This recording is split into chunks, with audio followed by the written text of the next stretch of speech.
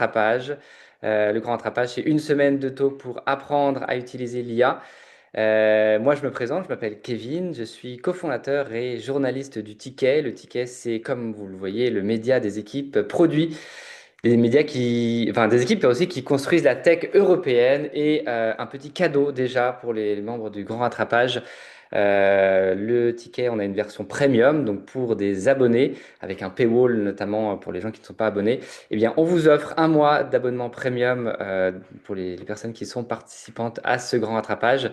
Il faut juste nous dire, dans le petit questionnaire qu'on va vous demander de remplir, eh bien, nous dire qui dans votre organisation peut débloquer des abonnements premium pour toute l'équipe. Voilà le lien qui a été partagé par Tanguy dans le chat. Je donne la parole à Eric. Eric, il travaille chez Converteo et Converteo, c'est le co-organisateur de ce grand rattrapage. Merci à Eric et merci à Converteo justement de rendre ce grand rattrapage possible. Eric, qu'est-ce que c'est Converteo? Dis-nous. Bonjour à tous, merci Kevin. Déjà, d'une part, ravi de pouvoir lancer cette première édition du grand rattrapage à tes côtés, à vos côtés avec le ticket, c'est top. Je pense qu'on va continuer pas mal d'événements comme ça ensemble. Converteo, c'est quoi? Converteo, c'est un cabinet de conseil qui est spécialisé dans la data et dans l'IA. Donc, ça veut dire quoi? En gros, on accompagne pas mal de clients sur toutes les transformations à l'échelle sur des problématiques data et IA, donc de la conception au développement. Et on a une grosse verticale chez nous, qui est une verticale product, qui existe depuis maintenant à peu près bientôt 3 ans. On est pas mal de monde pour le coup. On a des product managers, des product designers qui build chacun. Et on a aussi des profils qui sont entièrement des profils de product builder qu'on a recrutés dernièrement et qui participent à cette expertise produit chez Converteo. Et en parallèle de ça, on a lancé il y a quelques mois une communauté dédiée au product building. Et en fait, on organise des événements, des rencontres tous les mois. Il y en a eu une il n'y a pas très longtemps. La prochaine va être à la rentrée. Donc, si vous voulez vous joindre, échanger sur des bonnes pratiques, sur des stacks techniques, sur des outils, présenter des produits sur lesquels vous avez travaillé, ou vous êtes en cours de build, rejoignez la communauté, c'est plutôt sympa, on organise ça en fin de journée. Et la prochaine, ça sera au mois de septembre, sûrement encore dans nos locaux, on verra ça. Donc là, il y a le petit QR code, vous pouvez flasher, on vous le remettra dans la conversation de temps en temps, au cas où vous ne l'avez pas, l'URL directement avec le forme d'inscription. Et je redonne la parole, Kevin, et aussi à Marion. Trop bien. Merci à tous. Merci Eric encore. Je précise également, en tant que participant et participante au grand rattrapage, vous allez recevoir à partir de septembre justement la nouvelle newsletter éditée par Converteo pour prolonger justement ce grand rattrapage avec encore plus de cas d'usage pour vous augmenter avec l'IA. Une petite info, on a une question d'ailleurs qui était sur ce sujet. C'était Asia, je crois, voilà, qui demandait les replays. Alors les replays, il y en aura, rassurez-vous. Ils ne sont pas dispo tout de suite. On va les mettre à disposition plutôt milieu de semaine prochaine. Et pour information, les membres premium du ticket auront, en plus de ces replays vidéo qui seront accessibles à tout le monde pour le coup, des petits résumés de ces émissions pour faire le point. Allez, on est parti sur cette émission. Alors aujourd'hui, ce que vous allez apprendre, en tout cas c'est notre promesse et on espère qu'à la fin vous serez en capacité de le faire, utiliser l'IA pour automatiser toutes les étapes de la discovery au ticket Jira ou Linear ou peu importe votre outil de ticketing, enfin de faire des tickets, pardon. L'idée c'est, on va le voir en deux étapes avec Marion. Première étape, on va voir comment créer une PRD avec Claude. PRD ou un document de cadrage, je ne sais pas comment ça s'appelle de votre côté, un mémo, comme vous voulez. Et deuxième étape, on va voir comment transformer cette PRD en ticket avec Dust, tout en gardant le contrôle à chaque étape, on va le voir.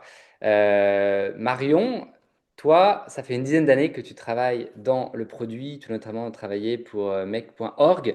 Tu es également formatrice IA et produit pour l'école Noé et AI Discipline.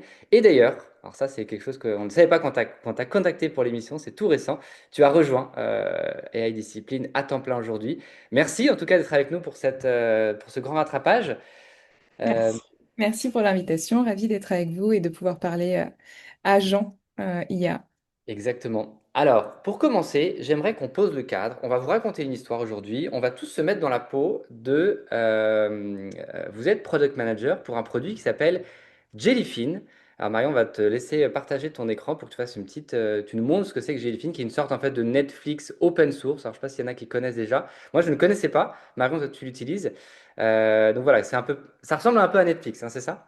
C'est ça, tout à fait. En fait, ça va être une bibliothèque, donc comme tu disais, qui est open source, donc que chacun peut ramener et développer chez soi, et donc dans laquelle on va pouvoir afficher des films, comme on le voit sur l'écran que je partage, mais aussi bien des séries. Ça peut être aussi pour partager de la musique, des playlists, des photos finalement.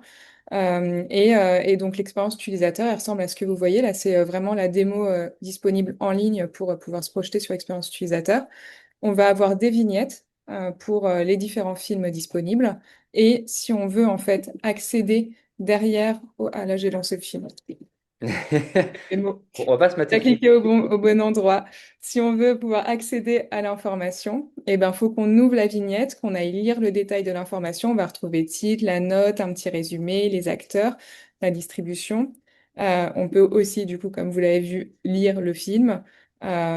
Et du coup, en fait, le constat, là, on a quand même une bibliothèque qui est très light, vu que c'est une bibliothèque démo, c'est que si vous devez à chaque fois, finalement, ouvrir chaque vignette pour savoir quel film vous voulez choisir ce soir. Je pense qu'on anticipe tous la problématique ou la friction utilisateur qu'on va rencontrer, qui va être, bah, j'ai une grosse bibliothèque, j'ai beaucoup de films, ça me prend super longtemps finalement pour choisir un film, ça me fatigue et en fait, au bout d'un moment, j'ai la flemme. Sur des sites comme, enfin, ou des outils comme Netflix, comme YouTube, aujourd'hui, on a des features qui permettent d'avoir des previews, d'avoir de l'information sans avoir forcément besoin, de rentrer plus dans le détail. Donc voilà, donc là tu viens de pointer un problème concret utilisateur qui est actuel d'ailleurs hein, chez Jellyfin visiblement et ils ont pas cette fonctionnalité. Donc en effet là pour une dizaine de films ça va, mais en effet dès qu'on a cette bibliothèque perso avec plein de films et qu'on veut choisir c'est compliqué. Donc le problème de base, vous êtes donc product manager chez Jellyfin, vous avez plein d'utilisateurs qui vous disent moi je galère à trouver mes films, trouvez-moi et aidez-moi à trouver moi une fonctionnalité pour y arriver. Et donc ça, on va partir du constat que tu as déjà fait ta discovery. Donc on a déjà bien travaillé. Donc là, tu vas nous montrer ce que tu as déjà sous la main. Donc ça, encore une fois, c'est fictif, mais c'est pour avoir un cas d'usage pour le démarrer. Et on va voir comment, à partir de cette discovery-là, on va arriver jusque, au ticket Jira. Et donc c'est tout l'objet de cette émission. Je te laisse un petit mot justement sur la discovery. Qu'est-ce que tu as en fait alors encore une fois, c'est très fictif, mais qu'est-ce que tu as sous la main? Tout à fait. Donc, j'ai fait générer par l'IA sur le problème que j'avais identifié une discovery, comme tu dis, qui est fictive, par contre, qui reprend tous les standards d'une discovery classique, qui est, ben, en fait, quand je fais une discovery en tant que product manager, je vais aller étudier un problème, je vais essayer de comprendre et de poser des hypothèses qui expliquent enfin, qui expliquent ce problème et sur lesquelles je souhaite identifier des opportunités. Et donc, ce qui est accessible comme données sur une communauté comme Jellyfin, qui est open source, ça va être la communauté d'utilisateurs ou de développeurs sur GitHub. Ça va être la possibilité de faire des entretiens utilisateurs avec l'identification d'insights. Et donc, c'est un peu tout ce qu'on va retrouver, en fait, hein, comme si j'avais fait ma discovery, mon analyse derrière, le benchmark des autres outils du marché. Donc, je parlais de Netflix, YouTube tout à l'heure, mais il y a aussi Plex, qui est un outil qui peut être benchmarké. Et donc, à la fin de cette discovery, pareil, c'est comme si on l'avait fait. Donc, on va voir un peu les conclusions de la discovery. Qu'est-ce qui converge dans mes différentes analyses, dans mes différentes recherches utilisateurs? Qu'est-ce qui diverge? Et du coup, mes hypothèses, est-ce qu'elles sont validées, invalidées? Et les opportunités qu'on peut commencer à explorer, pour aller plus loin. Et donc, c'est ça qui va être le point de départ. Euh, à nouveau, vous avez peut-être d'autres façons de faire la discovery, vous, dans votre entreprise. Le but, c'est bien de retrouver quand même un document dans lequel on va avoir de la lisibilité facile pour l'IA, dans le sens où il ne faut pas que ça crée du bruit, il ne faut pas qu'il y ait des informations forcément fausses, ou alors il faut dans ces cas-là bien réexpliquer les éléments. Mais c'est tout ce qu'on demande. Donc après, chaque entreprise peut avoir son contexte, son format différent, c'est pas un problème. Mhm. Et donc là, je vais prendre cette discovery et ah oui, il faut que je rechange d'écran, pardon. Et on va aller dans Claude. C'est ça. Donc la première étape, donc il y aura deux grandes étapes dans cette émission. Il y aura première étape, partir de cette discovery et arriver à une PRD, un document de cadrage. Donc, et donc ça, on va le voir ensemble. Et la deuxième étape, ça sera d'arriver au ticket. Et là, on utilisera un autre outil qui s'appelle Dust. Mais bon, ça sera la deuxième étape, on vous préviendra. Donc là, on arrive dans Claude. Est-ce que tu peux nous présenter un petit peu le setup? Parce qu'il y a aussi quelque chose de très important là-dedans, c'est que toi, tu as déjà enfin, mis en place ton setup Claude. Donc, quand vous ouvrez votre Claude sur votre desktop, il n'y aura pas toutes les instructions, toutes les choses, etc., qui permettront de faire ce que Marion fait. Donc là, tu vas nous expliquer qu'est-ce que tu as mis en place pour justement arriver à faire cette PRD. Tout à fait. Donc j'ai créé en fait un projet dans Claude. J'utilise Claude Cowork parce que du coup, je vais lui demander d'enchaîner des actions en autonomie et d'aller écrire derrière dans mon Notion, de mettre à jour ma base de connaissances finalement sur la vie de mon opportunité et donc la création du PRD dans ce cadre-là. Et en fait, donc dans cette page que vous voyez que je vous partage, donc il y a eu une mise à jour hier dans Claude qui fait que aujourd'hui on n'a que la notion de home et de code dans la sidebar. Et derrière, en fait, c'est au niveau de notre projet où on peut choisir si on est dans le chat ou cowork, selon les besoins, hein. Ça peut être très intéressant d'être dans Cloud Chat. En plus, il consomme moins de tokens que Cloud Cowork. Moi, du coup, comme je voulais qu'il aille jusqu'à écrire dans le PRD que j'avais tout un contexte, en plus que je voulais lui mettre au niveau du projet, Cowork correspondait plus à mon besoin. Mais ça, vous pouvez aussi tester selon les cas d'usage, pas forcément besoin d'aller dans Cowork. Un projet, qu'est-ce qu'il faut faire? Donc, hormis choisir le chat ou le cowork, c'est choisir le modèle Claude qu'on veut utiliser.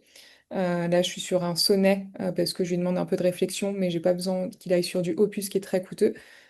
Si j'avais des tâches faciles, je pourrais utiliser Haiku et je vais paramétrer après des instructions et un contexte.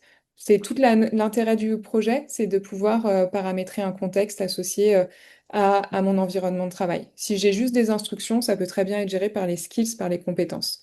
Donc je vais vous montrer qu'il y a aussi derrière des compétences que j'ai associées à ce projet. Au niveau des instructions, qu'est-ce que je vais lui dire? Je vais lui dire, ben, qu'est-ce que tu fais? Tu aides un product manager à transformer une synthèse de discovery en proposition produit actionnable. En vrai, là, on voit bien, je ne parle pas spécialement de PRD, donc c'est ce que disait Kevin, hein.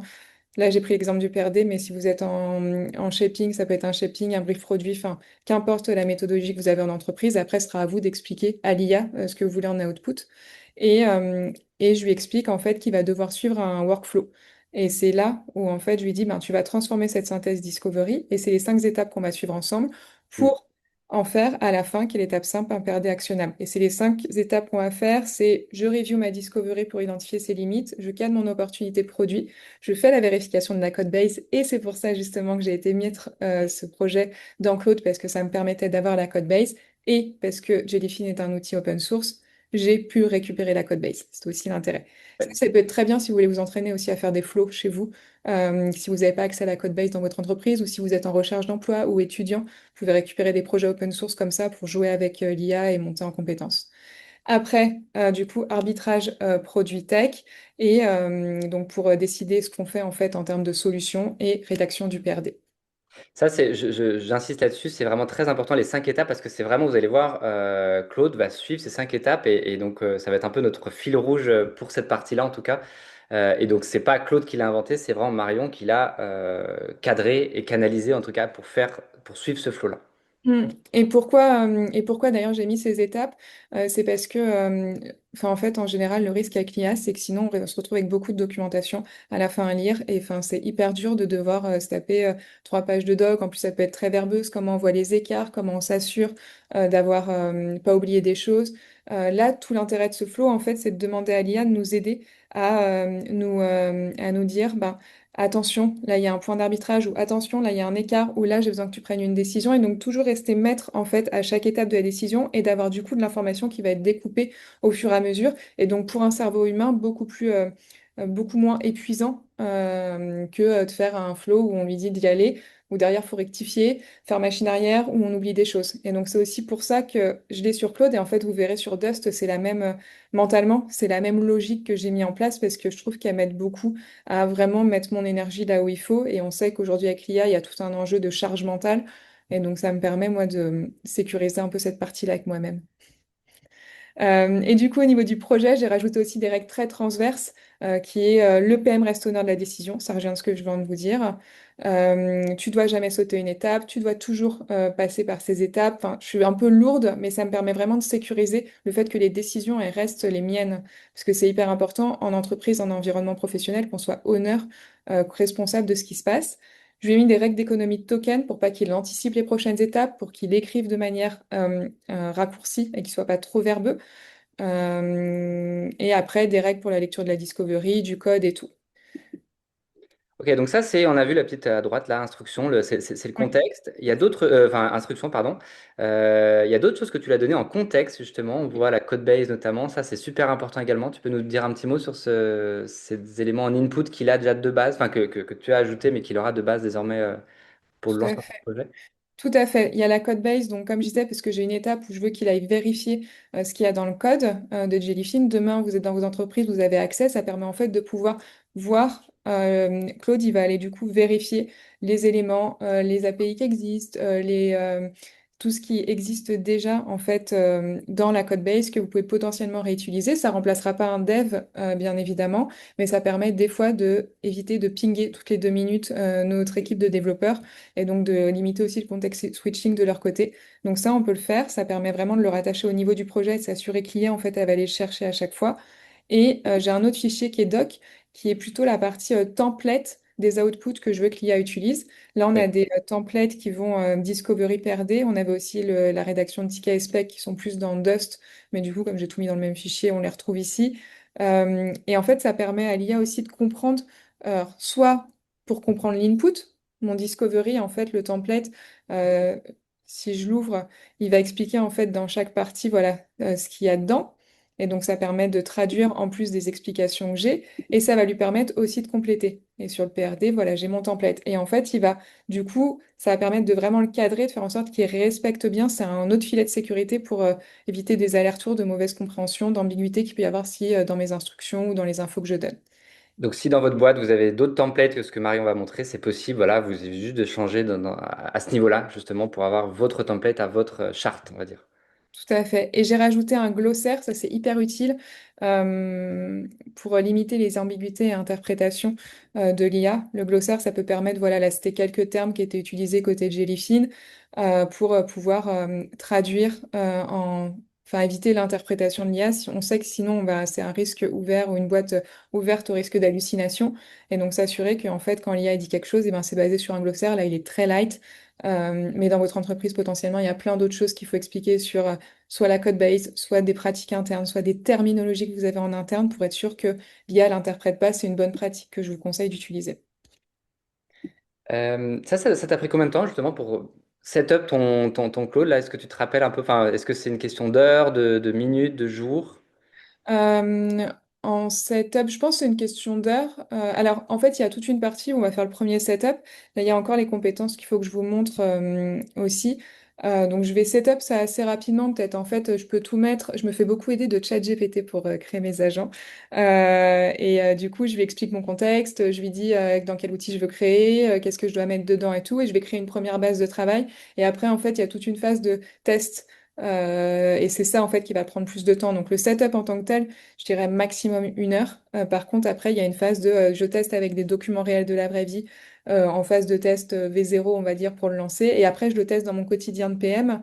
Et là, ça peut nous amener à revoir certaines choses, qui peut nous amener aussi à faire évoluer. Là, j'ai fait évoluer par rapport à la dernière émission les instructions, notamment, on va aller voir sur les compétences.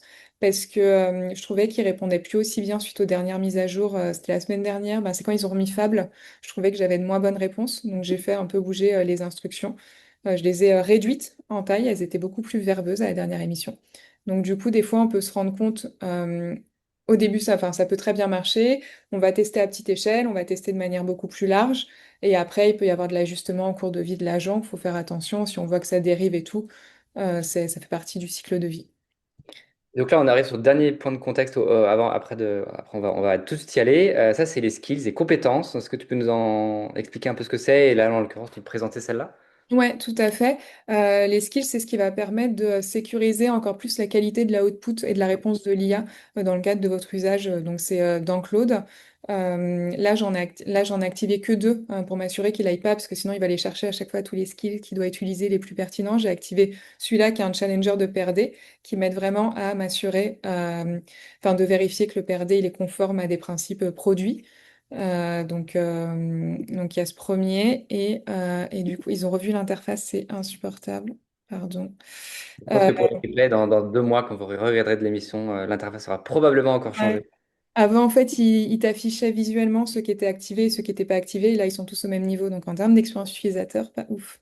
Mais façon, et l'autre c'est Discovery to Perdre. Donc en fait c'est vraiment le workflow mais beaucoup plus détaillé que je lui ai remis. Pareil pour être bretelles et ceinture. Et donc je lui remets la mission, je lui remets les principes opérationnels. Et en fait là je vais rentrer. Tout à l'heure je disais juste qu'il y avait 5 étapes, qu'il y avait des grands principes très structurants à respecter. Là en fait je lui explique dans chaque phase quel est l'objectif, quelles sont les activités qu'il doit effectuer et quels sont les outputs qui est attendu après chaque phase et quelles questions il doit poser au PM.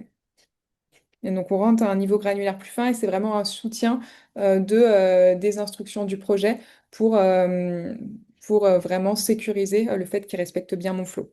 Ok. Et on pourra en avoir avec des compétences. Ça pourrait être lire une code base, par exemple. Ça pourrait être, enfin, il y a plein de compétences comme ça qui pourraient exister. Je propose qu'on y aille et il y aura des petits moments de chargement. Donc, ce qu'on va faire, je prendrai des questions pendant les temps de traitement. Donc, on commence. Donc, on a vu le setup. Maintenant, ben voilà, tu commences par lui donner la discovery, ça qu'on a vu sur la petite page de Notion du tout début. Tout à fait. J'ai mis une phrase, on pourrait rien lui mettre. C'est l'avantage d'un agent comme ça, c'est qu'il n'y a pas forcément besoin de lui raconter notre vie pour le lancer. Et là, en fait, du coup, ce qu'il va faire, c'est que, en plus, et je l'ai pas dit, mais j'ai connecté Notion. Je sais pas, il y a un truc, hein. J'ai connecté Notion. Et donc là, il est parti voir dans Notion, il est parti fetch, donc récupérer les différentes informations qui sont disponibles sur le lien que je lui ai envoyé. C'est aussi ça qui est hyper intéressant. Et il va du coup me faire, première étape, c'est la review de la discovery. Donc pourquoi cette étape, je lui ai demandé, c'est parce qu'en fait, une discovery, on sait que dans la vraie vie, soit c'est nous qui la faisons et c'était il y a longtemps et peut-être qu'on a oublié un peu tous les éléments, soit c'est pas nous qui la faisons, il y a un transfert de compétences à faire. Mais en gros, c'est dire, bah, en fait, ma discovery, je peux la faire. Et j'ai besoin, enfin, je veux prendre du recul un peu sur les limites et les biais potentiels de Discovery avant de m'assurer que je veux continuer à être OK à commencer à rédiger mon PRD derrière. Donc ça, c'est moi qui aimais bien prendre un peu de recul là-dessus. C'est une étape que j'ai mise, c'est pas une étape obligatoire du tout, hein. Donc là, il dit, je peux pas générer directement le PRD parce que c'est ce que je lui ai demandé. Le process impose 5 étapes validées. Donc Ouais, c'est donc bien. il suit bien le flow que tu avais donné au tout début, on se rappelle les 5 étapes. Voilà, il suit le process, donc c'est pas, il fait bien son rôle. Il fait bien son rôle. De toute façon, on le verra, hein, si ça marche pas, vu que tout est en live. Ok, donc là tu vérifies, on va pas rentrer dans le détail, etc., de ce qu'il a fait parce que c'est pas le but de l'émission, mais en tout cas, vous voyez, voilà, après c'est à vous en tant que product manager de vérifier de ce qu'il a produit, ce qu'il a généré. C'est ça, donc là, le but, c'est de se poser, on lit, on regarde, comme on a de l'information qui va arriver au fur et à mesure, c'est moins dur, il remonte les ambiguïtés. Et en fait, le truc hyper important que vous allez avoir à chaque étape, c'est les questions ouvertes.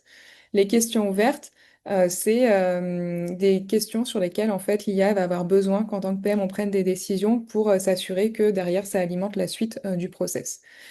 Euh, je me bagarre avec l'écran Zoom, c'est bon. Donc les 3 questions qu'il me pose, c'est le niveau de preuve est-il jugé suffisant pour avancer? Il n'y a que cette interview, il n'y a pas de quanti, ça peut quand même biaiser un peu le résultat.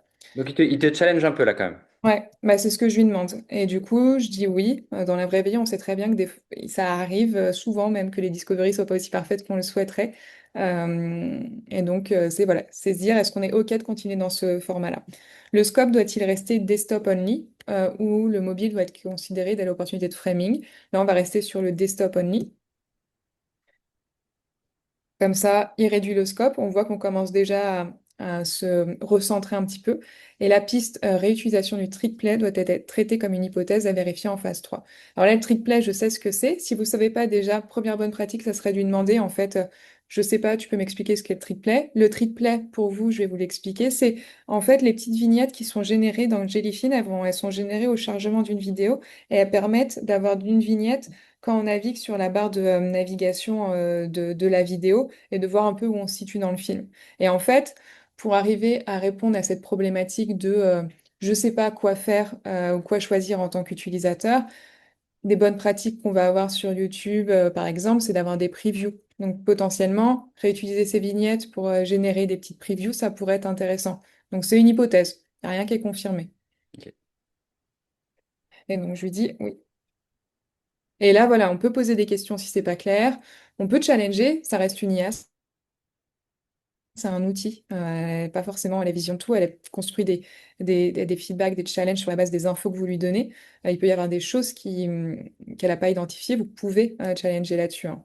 Et donc là, en fait, tes réponses, ça lui donne le go pour passer à l'étape 2. C'est-à-dire que ce qui est intéressant dans ce flow, je trouve, c'est que c'est pas tu lui mets en input des données et à la fin, il te pond la PRD. C'est toi, tu as voulu séquencer les étapes pour vraiment suivre ce qu'il fait. Et là, donc là, on arrive à la phase 2, opportunity framing. Et à chaque fois, tu es en garde, ce qu'on appelle en anglais human in the loop, c'est-à-dire que tu restes à chaque fois maître, maîtresse des décisions.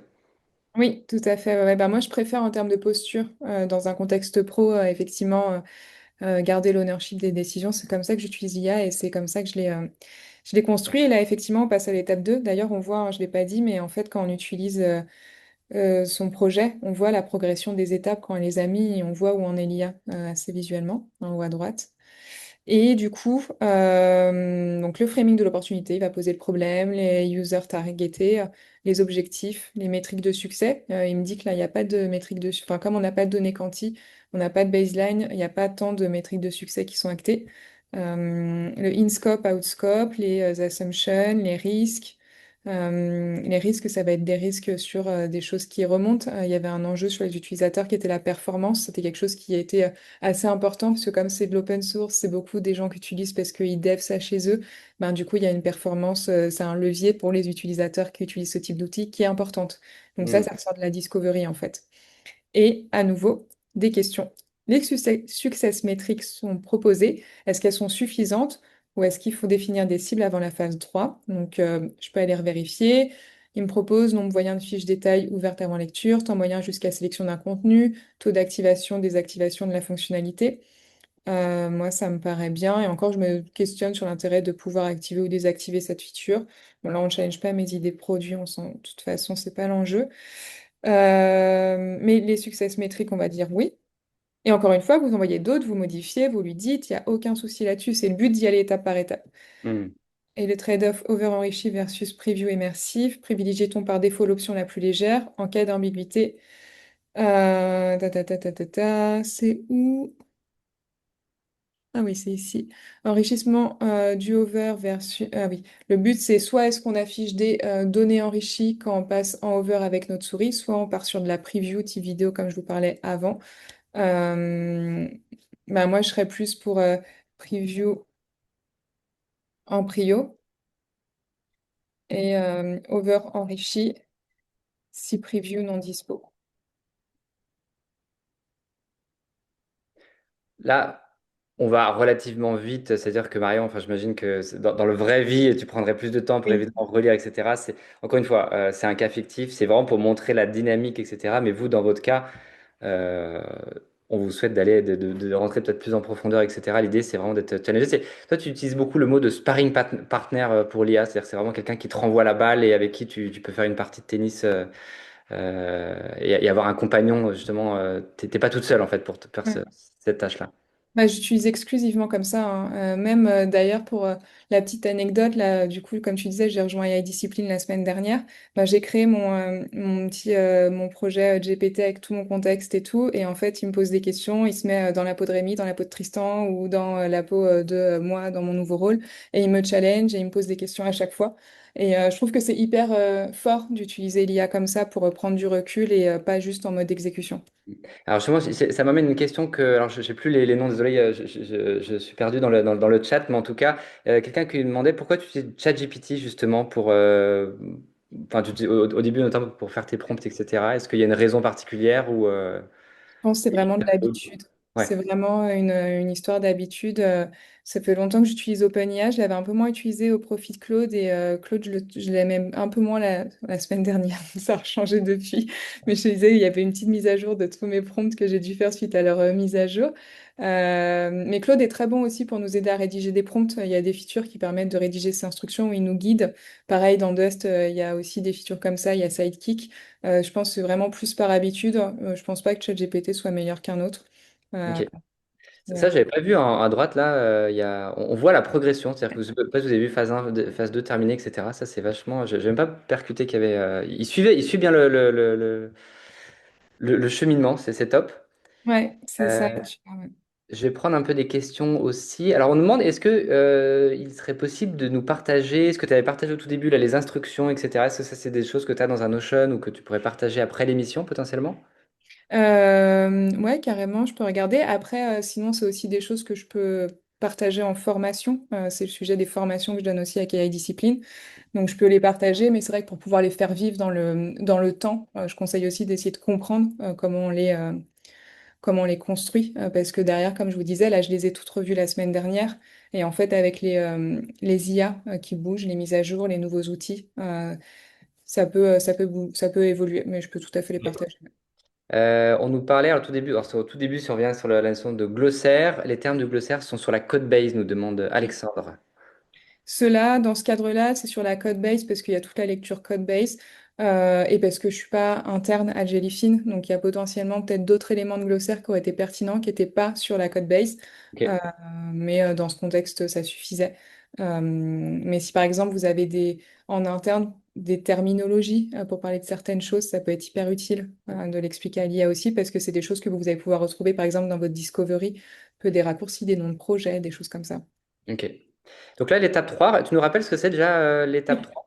L'étape 3, donc il est allé voir dans la code base, donc le dossier qui était dans le contexte tout à l'heure, donc qui va regrouper vraiment la code base, tout ce qui est passé en prod, et en fait il va expliquer euh, ce qui, par rapport au sujet et à la problématique qu'on a commencé à cadrer, ce qui existe dans la code base. On va pas tout relire dans le détail, mais voilà, on voit au niveau API les get qu'il y a, comment est l'authentification, qu'est-ce qu'il y a côté front.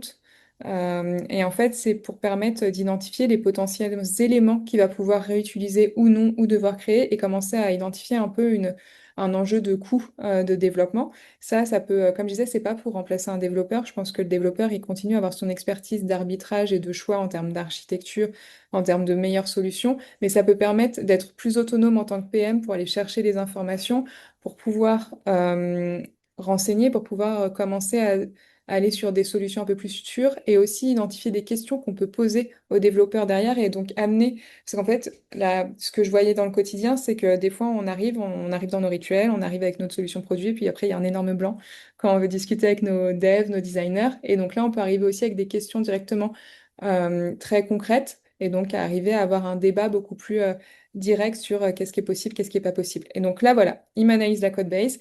Il me dit les identifier les potentiels impacts front-back, les contraintes ou les risques. Et là, il me propose aussi, selon les deux, la preview et l'over-enrichi, un sizing. Le sizing, dans le cadre de la démo, il a zéro valeur parce que c'est un sizing fait par Claude. D'ailleurs, c'est pour ça qu'au-delà de la taille du t-shirt sizing, je lui ai demandé d'ajouter une confiance.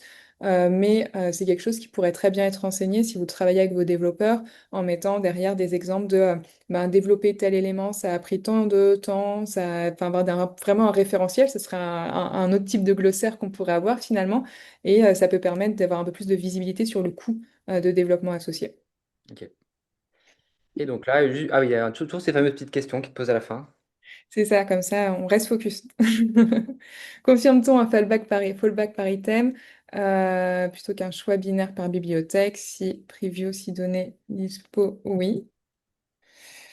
Faut-il vérifier la disponibilité des images, screenshots avant la fastback? Non, on verra ça plus tard. Bon, là, je le dis non parce que sinon, ça va nous prendre du temps, ça va nous Ouais. faire retourner.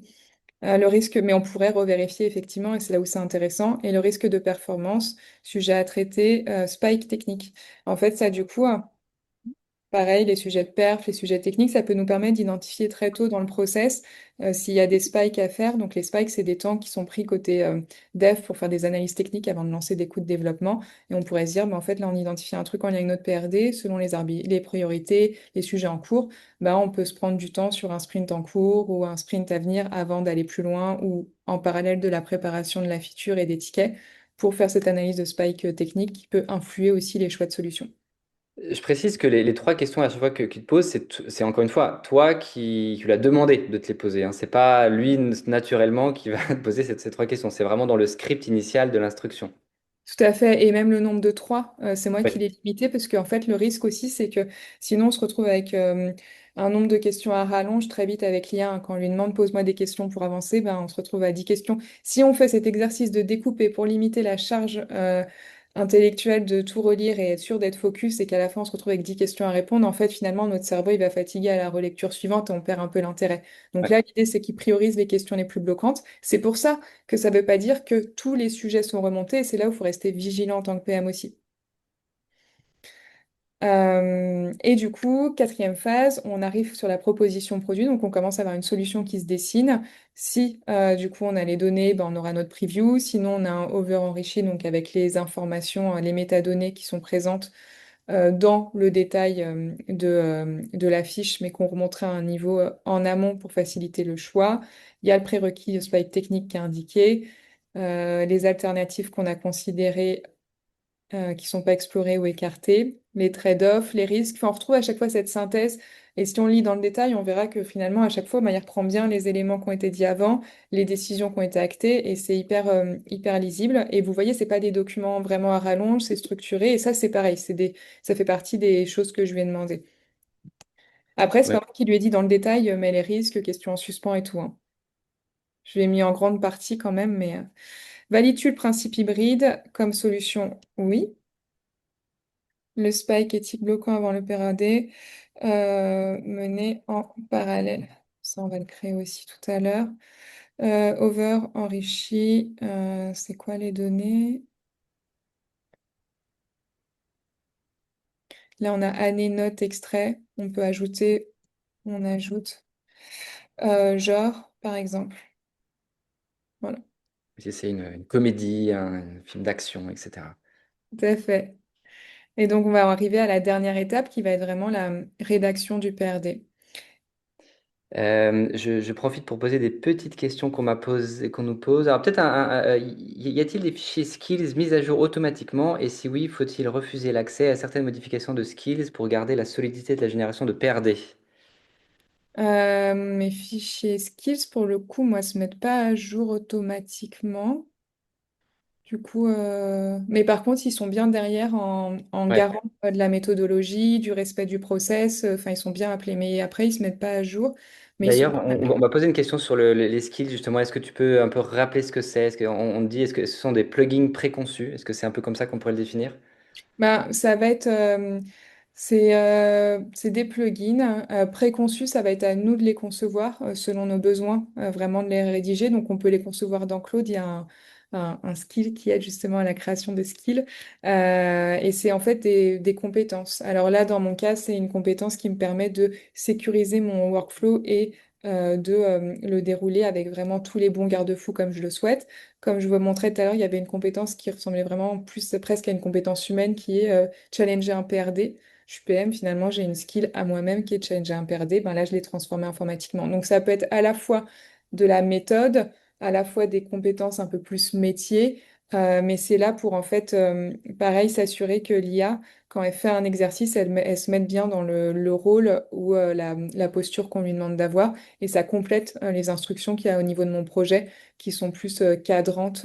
Et en fait, du coup, ces skills, ça peut être appelé aussi bien dans le projet que si je fais un chat, que je lance une tâche, etc. On arrive à l'étape finale. On a notre PRD, là, si je me trompe pas. Ouais. Donc voilà, le PRD, on va retrouver le parcours principal, les états critiques, ambiguïté, arbitrage. Ah non, il veut pas. Du coup, il y a un checkpoint là. Du coup, il me dit checkpoint parcours UX avant PRD final. Ah. Il lui manque des éléments pour écrire le PRD. Et donc ça doit être le challenger PRD qui lui a dit, par exemple. Délai de déclenchement du preview au over, c'est, on va dire, 400 millisecondes. État de chargement du preview, on va faire un indicateur visuel. Faut-il un signal item en preview? Non. Et là, en fait, voilà, en voulant créer le PRD, il s'est rendu compte qu'il manquait des informations qui étaient vraiment l'expérience utilisateur. Et donc, il m'a fait le check. Et c'est aussi tout l'intérêt, c'est qu'en fait, j'aurais pas eu peut-être le PRD challenger en skill pour challenger l'output que je voulais en PRD. Il aurait peut-être dévié. Enfin, c'est là où ça peut être intéressant. Et donc, c'est un garde-fou, un énième garde-fou pour avoir vraiment un PRD qui soit quali. Et si on regarde, euh, J'en profite pour prendre des petites questions au passage. Il y a Kat qui nous demande d'où viennent toutes les données que vous avez fournies à Claude pour traitement. Alors, pour récapituler, on est parti d'une discovery qui avait été faite, qui avait été fictive d'un document Notion. Donc, on dit que vous avez des interviews utilisateurs, des analyses de la concurrence, etc. Donc, ça, on lui a donné. Et après, on a tout fait le setup de Claude avec la code base de Jellyfin, avec des instructions que Marion a montrées, avec cette typologie de progression en 5 phases, avec son template de PRD, etc. Tu dis si je me trompe, Marion, mais on est à peu près, c'est tout ce qu'on lui a donné, plus des skills en Tout à plus. fait. Tout à fait. Là, il va travailler et j'en profite. Il va créer le fichier. Alors, il va créer le fichier. En principe, il ne l'écrit pas d'office dans Notion. Il faudra que je lui dise de le faire. Comme ça me permettait de vérifier avant qu'il aille dépenser des tokens, m'assurer qu'il ne soit pas parti dans tous les sens. Et donc là, on voit, voilà. Ah, il m'a fait 2 PRD. Hmm. Il m'a fait un truc que j'avais pas eu encore. Il est en train de me... J'ai l'impression qu'il va me faire 2 PRD. C'est l'effet des mots, c'est toujours comme ça, hein. Ouais, toujours à vouloir dépenser des tokens hein, pour nous faire passer au plan supérieur. Il y a Ziad qui demande Discovery to PRD est un projet. D'ailleurs, il y a une autre question sur qu'est-ce qu'un projet. Pourquoi ça ne pourrait pas être une skills? Je l'ai mis en projet parce que du coup j'avais tout le contexte que je voulais réutiliser sans avoir à le rattacher à chaque fois si j'utilisais la tâche.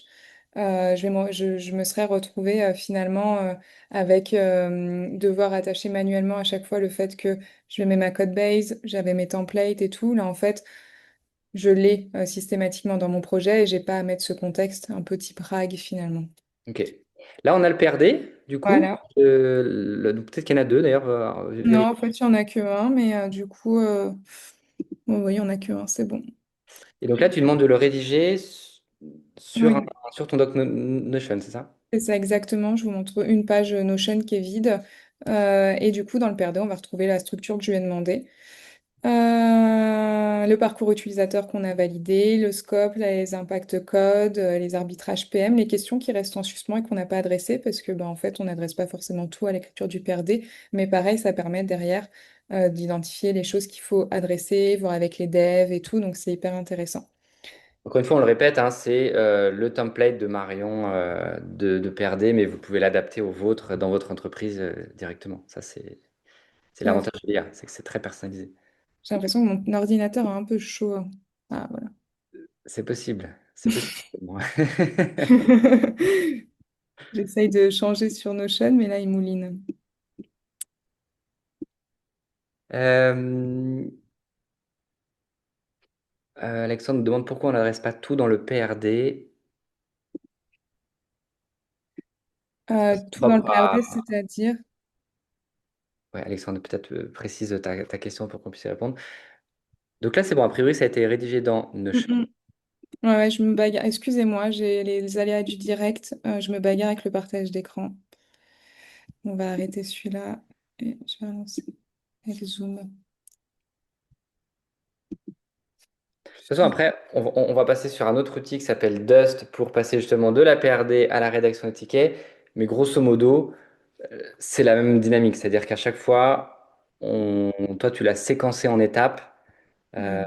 euh, et à chaque étape, tu demandes une validation pour avancer point par point et pour pas que le résultat final soit de l'AI slop, c'est-à-dire de la bouillie d'IA qui n'a pas vraiment d'intérêt. Mm. Ah, pardon. Vous voyez quel écran là? Là, on voit Claude. Toujours Claude, ok.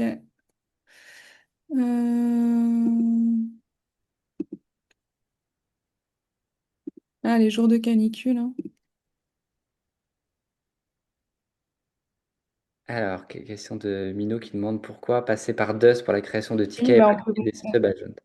on peut tout à fait, on peut tout à fait parler de ça. Pourquoi Dust? Parce que moi, en fait, c'était un workflow que j'avais créé avant que Claude déjà arrive sur le marché. Euh, et du coup, Ah, il y a Ziad qui dit que tu n'as plus beaucoup de batterie sur ton ordinateur. C'est vrai que tu... ouais. Peut-être que... Non, mais j'ai débranché parce que j'avais peur que ça, c'est en branche depuis tout à l'heure, que ça chauffe l'ordinateur. C'était aussi pour Ok. ça.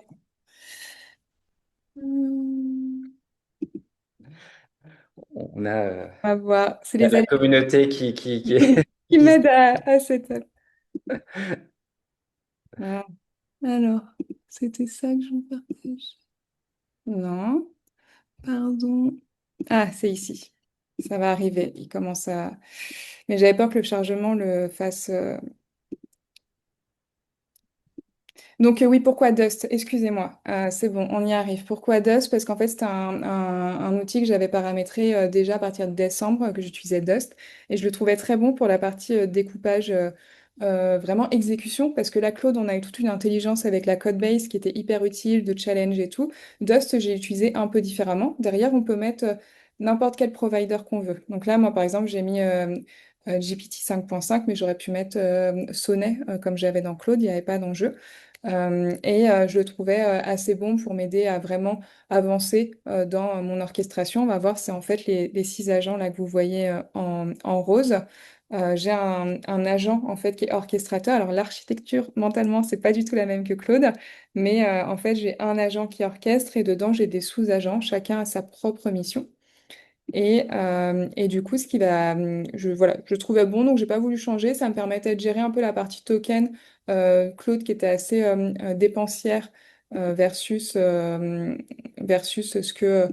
que j'utilisais sur Dust. Donc je trouvais un bon équilibre là-dedans. Vous pouvez tout à fait faire ce que je viens de faire dans Claude et inversement. Et donc L'idée, là, c'est aussi de vous montrer un autre outil pour vous montrer que voilà, justement, que c'est pas lié à un outil, que c'est que Claude qui peut faire ça. Potentiellement, si vous avez Microsoft Copilot ou Gemini ou OpenAI et que sais-je, c'est aussi possible potentiellement. Donc là, ce qui se passe, donc c'est bon, comme mon ordinateur a mouliné fort, je vous ai pas montré, mais en gros, le PRD qu'on a vu à l'étape suivante, il l'a créé dans le lien Notion que je viens de vous partager, exactement au même format. Vous ne pourrez pas vérifier de toute façon, mais je vous le promets, exactement au même format que ce qu'on avait dans l'output de Claude. Et donc là, en fait, on a un orchestrateur exactement mentalement la même logique que ce qu'on vient de dérouler, qui va exécuter étape par étape. Il faut que je vous montre les instructions étape par étape les différentes étapes que je lui demande. Donc là, c'est pareil, la même démarche que tout à l'heure. On ne va pas refaire dans le détail, mais tu as par exemple programmé pareil Dust Voilà. et tes agents, etc. pour faire ce qu'il te demande avec ton template de ticket à ta sauce, etc. Tout à fait. Là, je partage les instructions de l'orchestrateur, mais derrière, vous allez avoir la même chose. L'orchestrateur, son rôle, ça va être d'appeler plein de sous-agents, parce qu'en fait, dans Dust, par rapport à Claude, un sous-agent est responsable d'une mission. En tout cas, c'est des bonnes pratiques. Et du coup, je lui explique, ben, voilà qui tu dois appeler, quel objectif de cet agent-là. Cet agent, il doit faire quoi? Et du coup, pour optimiser la vélocité de Dust, j'ai divisé les missions aussi entre un agent qui exécute et un agent qui réfléchit. Parce que je trouvais que sinon Dust prenait trop de temps. Donc du coup, il va appeler d'abord un agent qui va réfléchir. Une fois qu'il a réfléchi, qu'il m'a posé des questions, il va exécuter. Qu'est-ce que ça veut dire exécuter? C'est rédige-moi la spec, rédige-moi les tickets. Donc c'est tout ça en fait, et c'est un découpage qui marche bien sur Dust pour gagner en efficacité. Et chaque sous-agent, si je prends par exemple, on va prendre le spec gatekeeper, celui qui va tourner en premier, c'est son rôle, ben, il y a un PRD qui est au début, un peu comme tout à l'heure.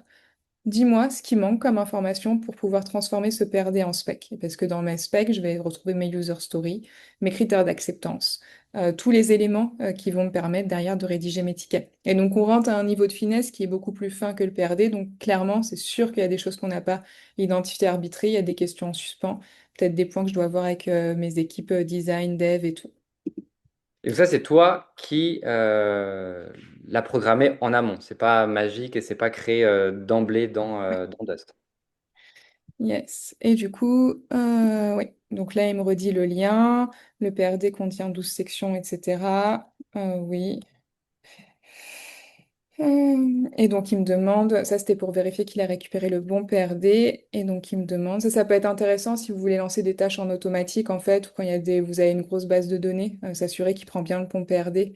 Là, on est dans une démo, donc oui, il n'y en a qu'un sur mon Notion. Donc, clairement, il y a peu de chances qu'il se trompe, surtout que je lui mets en avant. Si vous en avez plusieurs, ça permet d'être sûr qu'il travaille sur les bons docs. Peut-être qu'on peut passer la petite question le temps qu'ils réfléchissent. Cette démo, tu t'es posé la question à un moment donné pour la faire potentiellement sur Codex. Oui. Je trouve que c'est intéressant. Alors finalement, ça n'a pas abouti et tu n'as pas eu les résultats qui te semblaient pertinents pour ce que tu voulais faire. C'est intéressant comme cette démarche de tout le temps se remettre en cause en tout cas et essayer de voir s'il n'y a pas d'autre façon d'y arriver. Est-ce que tu peux nous en dire un mot? Oui, carrément. Effectivement, Codex, je commence à vraiment beaucoup en entendre parler et en très bien. Et donc, je m'étais dit, bah, en fait, ça peut être intéressant de voir. Ça se trouve, comme je vous disais, j'utilise encore beaucoup de ChatGPT. Finalement, j'ai une petite ADN OpenIA envers et contre tout. T'es dit, bah, ça peut être intéressant de voir s'il y a des retours positifs. Peut-être que, il fait des choses mieux qu'un Claude ou qu'un Dust. Donc là, j'ai essayé plutôt sur la partie Dust pour remplacer cette partie Dust. Et donc, j'ai créé dans Codex mes différents agents et mon workflow. Et en fait, effectivement, ça n'a pas été concluant, pas parce que l'outil n'est pas performant et qu'il produit pas de la qualité, c'est plus que j'arrivais pas, et peut-être que j'ai pas su faire non plus, hein, parce qu'en plus, à chaque fois qu'on utilise un nouvel outil, il y a un moment de montée en compétence, comment lui parler et tout. Mais j'ai pas réussi à avoir ce côté sparring partner, qui est vraiment une façon que j'aime travailler avec l'IA. C'est-à-dire qu'en fait, il partait tout de suite en exécution et il me rédigeait les tickets directs. Alors c'est génial, hein, les tickets avaient l'air canon, mais en fait je me retrouve avec une documentation énorme à relire et du coup je perds ce côté arbitrage que Ouais. moi je souhaite avoir dans mes workflows, d'avoir une information qui est découpée et des prises de décision au fur et à mesure. Et donc c'est pour ça que pour l'instant, pour moi, Codex répond pas à mon besoin. Je le retesterai plus tard, mais je vous conseille effectivement de prendre du temps pour tester. Alors je sais que c'est du temps, ça demande du temps, de l'énergie, mais les outils en fait ils ont tous des forces et des faiblesses. Le principe c'est qu'ils répondent à votre besoin par rapport à votre cas d'usage. Des fois, en entreprise, on peut être aussi effectivement limité, on nous impose des stacks d'outils. Dans ces cas-là, la question se pose moins, mais c'est toujours intéressant d'aller explorer. Et il y a des outils qui peuvent très bien répondre à ce que vous avez besoin de faire, d'autres un peu moins. Et c'est pas parce qu'il y a voilà, des fois des trends sur tel ou tel outil que c'est forcément le meilleur outil pour votre besoin, quoi. Et donc là, Ouais, vas-y, je t'en prie. donc là, il fait le premier sous-agent qui est je check si je peux rédiger une spec. Et il me dit, c'est OK, j'ai pas besoin en vrai que tu me répondes à 15 000 questions, c'est pas bloquant, mais il y aura des questions, il faudra que tu me répondes un peu plus tard, parce que sinon il m'aurait mis que c'était bloqué en verdict. Et du coup, il me met un peu les hypothèses acceptables que je pourrais relire dans le détail. Valides-tu ces hypothèses avec le périmètre analytique minimal? Oui, ça rejoint ce qu'on s'est dit tout à l'heure.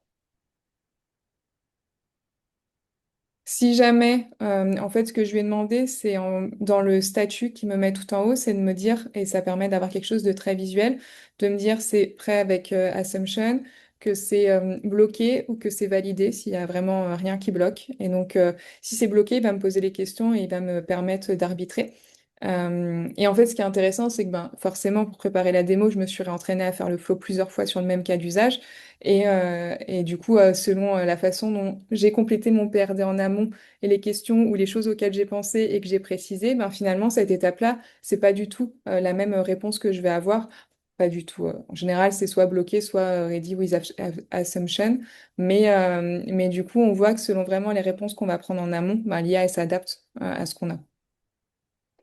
Ça, c'est ton flow. Toi, aujourd'hui, c'est comme ça que tu écris tes tickets désormais? Est-ce que tu en écris encore entre guillemets à la main ou c'est maintenant c'est ton flow devenu standard? Alors, du coup, j'écris plus de tickets maintenant en C'est étant chez vrai. Discipline. Mais effectivement, sinon, c'était le flow que je suivais dans mon ancienne boîte pour rédiger mes tickets, pour pouvoir challenger, pour pouvoir, en fait, le point, c'était vraiment anticiper tous les corner cases, anticiper les questions. En fait, c'était sécuriser un maximum dans les tickets les questions à se poser, les questions à poser au tech, au design, pour limiter les allers-retours quand on rentrait en delivery. Parce que, en fait, l'enjeu, c'est que ben, rédiger un ticket en tant que tel, c'est pas compliqué. C'est une tâche qui est très normée, on sait le faire et tout. On peut se faire très facilement aider par l'IA. Mais là, ça nous permet vraiment de voir au mieux ce qui peut bloquer, ce sur quoi il faut se poser. Est-ce qu'il y a des études techniques à faire en amont? Est-ce qu'il y a des questions qui sont bloquantes? Et du coup, ça me permettait vraiment d'améliorer la qualité de mes rituels aussi avec les équipes de développeurs pour traiter ben, les sujets, pas qui fâchent, mais de tension. Sur la feature, je précise. Là, on arrive, donc c'est l'étape 3 hein, de mémoire pour bien suivre le Oui, cheminement, ceux qui nous suivent. Donc là, c'est l'étape 3. Donc là, tu rédiges tes specs, enfin c'est Dust en l'occurrence qui les a fait. c'est ça. Et donc, Voilà, là, il a rédigé la spec directement. Donc, on va retrouver une spec assez classique, ce qu'on construit, valeur utilisateur, le parcours. Donc, ça rejoint ce qu'on a vu dans le PRD avant, c'est du contexte. Et par contre, on commence à avoir, enfin, pas on commence, on a la notion de user story qui arrive. User story qui est rédigé comme moi je le souhaite, en tant que je veux afin de. Ça, c'est moi qui lui ai demandé. Comportement attendu, acceptance critériens en given when then. Pareil, ça, c'est moi qui lui ai demandé. Je l'ai limité en nombre d'acceptance critériens. Euh, Dans Management Rules, pareil, je vais demander un nombre limité pour pas avoir des... C'est déjà assez complet, pas avoir des choses trop longues. Il y a les edge cases, les hypothèses, les questions restantes pour la tech. Et donc, on va avoir les user stories, etc. Et du coup, on valide la spec et on va passer à une étape. Là, comme je vous ai dit, l'étape d'avant, il m'a dit, est-ce qu'on peut rédiger la spec? Oui, non. Et donc, c'était la partie réflexion. Est-ce qu'il manque des choses? Étape suivante, c'était je rédige la spec, agent rédacteur. Et là, on repasse sur un agent de réflexion. C'est je vais te dire comment ça s'affiche dans Jira, enfin comment je construis le plan, c'est-à-dire quels sont les user stories à créer, quels sont les épiques, etc. Et si je donne mon go, agent rédacteur, je rédige dans Jira et on a fini. Ok. Ça, encore une fois, c'est ton flow. On vient de voir 4 étapes, il y en avait 5 sur Claude. C'est très propre à toi, hein. C'est-à-dire que ça peut être 6 ou 7 étapes ou 4 ou 3. Enfin, c'est vraiment, faut que chacun. Enfin, je sais pas comment toi tu les as définies, ces étapes en amont. Est-ce que tu as itéré, tu en as ajouté, enlevé certaines? Tout à fait. Au début, j'avais pas découpé comme ça, en découpant rédacteur, réfléchisseur, je sais pas comment dire, mais je l'ai fait parce que, bah, comme je disais, je trouvais que ça commençait à être un peu lent côté Dust de faire tout en même temps. Enfin, même si c'était sur un objet métier, ben, je commençais à avoir des lenteurs, donc je vais commencer à me dire, ben, c'est peut-être valoir le coup de découper. J'ai testé. Encore une fois, je m'aidais de ChatGPT ou de Claude des fois pour m'aider à découper selon les outils pour avoir des infos. Et du coup, ben, effectivement, la bonne pratique, c'est je donne une mission à mon agent et il est efficace sur cette mission. Il sera d'autant meilleur si c'est cadré. Et donc, c'est pour ça qu'il faut quand même découper. Si on a trop d'étapes, le risque, c'est que ça soit un flow qui est trop long et qu'on l'utilise pas dans le quotidien. 4, je pense que c'est un bon nombre. Donc après, c'est à vous aussi de voir selon votre pratique. Et donc là, on voit, il me dit les pics proposés, les différents tickets qui sont prêts à créer. Il propose des tickets additionnels, le Spike dont on a parlé tout à l'heure qui revient et qu'il n'a pas oublié. Un ticket de QS si on veut pour faire les scénarios de QS, ça dépend comment on est organisé. Pour le coup, on pourrait lui dire de les créer à chaque fois ou que de l'intégrer dans le prompt à chaque fois. Et je réponds vite parce qu'il est 29 et que je pense que... On va un tout petit peu déborder. S'il y en Ouais. a, désolé par avance. Voilà, la canicule ne nous a pas facilité la vie et ton ordinateur pour le coup. Petite question de Charles qui dit, j'ai l'impression que tu sollicites tes devs assez tard, mais avec un truc très fouillé. Est-ce qu'ils aiment ça ou pas, tes devs, justement? Ouais, ben, je les sollicite. Alors, je vais les solliciter aussi en amont au moment de la rédaction finalement du PRD quand je vais commencer à aller chercher dans la code base. La problématique que j'avais chez Sekino dans mon ancienne boîte, c'était que on avait beaucoup de sujets en parallèle, beaucoup de priorités. Enfin, c'est une start-up sur la facturation électronique, donc je pense que vous voyez bien la réforme de la facturation qui arrive en septembre. Donc, il y avait énormément d'enjeux de delivery et de sujets à sortir. Donc du coup, vis-à-vis de ce contexte-là, le fait d'avoir une autonomie aussi assez forte côté produit pour aller chercher la code base, mais ce qui encore une fois ne veut pas dire que j'arbitrais toute seule dans mon coin, facilitait et évitait enfin, de faire du context switching toutes les 5 minutes côté dev pour avoir des réponses techniques. C'est de la prise d'information. Mais par contre, si au moment de la rédaction du PRD ou très en amont, j'ai des questions, ça m'empêche pas que je les ping. Et après, ben, c'est juste que j'affine et que je complète. Et après, c'était plus les rituels là dont on parle, effectivement, de refinement assez classique avec les équipes de dev. Et en fait, ce qu'il faut se dire, c'est que ce workflow, là, on l'a déroulé en une fois. Peut-être que en fait, ce workflow, vous le déroulez au fur et à mesure dans votre conversation. Vous pouvez l'arrêter, la reprendre, et entre-temps, il y a des échanges humains qui se passent, hein. Hmm. D'ailleurs, c'est souvent ce qui va se passer dans la vraie vie. Voilà, on arrive au bout de l'émission, vous inquiétez pas, désolé pour le petit comment, dépassage, je dis n'importe quoi, dépassement de l'émission. C'est le grand rattrapage et le grand dépassement. On veut voir les tickets créés, justement, c'est un peu ça, c'est ça le but à la fin, donc c'est pour ça on a envie de finir par une jolie note. Euh, Justement, une petite question très personnelle. Qu'est-ce que tu fais toi pendant ce temps de latence? Est-ce que tu fais d'autres choses en parallèle ou tu vas te prendre un café ou qu'est-ce quel est comment tu gères justement cette notion de est-ce que tu lances plusieurs flots en parallèle toi tu parallélises comme on dit? Alors, ça va dépendre un peu des urgences. Des fois, je conseille quand même de profiter de ce temps-là pour prendre une petite pause, parce que sinon, effectivement, on a envie de lancer, et je l'ai déjà fait, hein, lancer plusieurs flots en parallèle, mais ben, au bout d'une heure, on est cramé, en fait.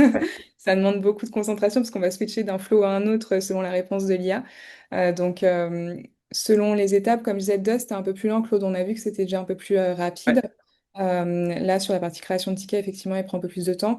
En vrai, si vous avez été focus à bosser sur vos sujets pendant tout le temps d'avant, ben là, c'est peut-être le moment, peut-être prendre voilà, un petit café, une petite pause, comme ça, on revient, on est refocus pour relire les tickets. Et sinon, ben, après, effectivement, quand on est sous l'eau, ben, je vais profiter pour envoyer un mail ou checker ma boîte mail ou répondre à un message Slack. Mais je conseille de plus faire attention parce que c'est là où on se retrouve vite débordé par l'IA et il y a toutes les conséquences un peu plus négatives de l'arrivée de l'IA dans notre quotidien qui font qu'on se retrouve avec une charge mentale de l'espace et où c'est les AI brain fry où on se retrouve épuisé quoi. C'est ça, c'est pour ça que je te posais la question évidemment. Euh, Là, je vois il va créer directement les tickets dans Jira, donc ça veut dire que tu as connecté là encore Dust avec ton Jira, c'est ça? Tout à fait. Il est en train de le faire.